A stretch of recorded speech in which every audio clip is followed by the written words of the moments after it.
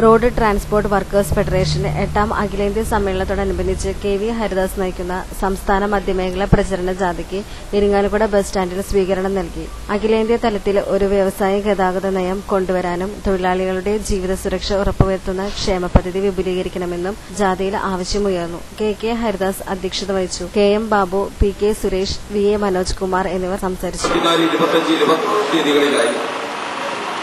കേരള സംസ്ഥാനത്തെ കാസർഗോഡ് വെച്ച് all India road transport workers ഫെഡറേഷന്റെ 8ാമത് ദേശീയ സമ്മേളനം നടത്താൻ തീരുമാനിച്ചിരിക്കുകയാണ്.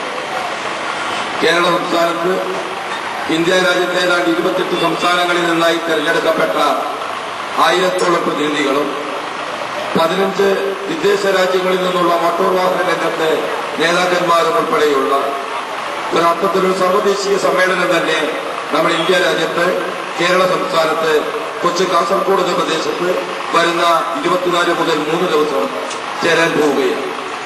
ഈ സമ്മേളനം കേരളത്തിൽ വെച്ച് ചേരുമ്പോൾ ഞങ്ങൾ മുഖ്യമായും 2-3 കാര്യങ്ങൾക്ക് പരിഹാരം കാണാൻ ഈ സമ്മേളനം പ്രയോജനപ്പെടണം എന്നാണ് ഉദ്ദേശിക്കുന്നത്. നമുക്കറിയാം, നമ്മൾ ഇന്ത്യ രാജ്യത്ത് പെട്രോളിയം ഉൽപ്പന്നങ്ങൾക്ക് വൻതോതിൽ വില വർദ്ധിപ്പിച്ച ഒരു വർഷം മുമ്പുള്ള സാഹചര്യം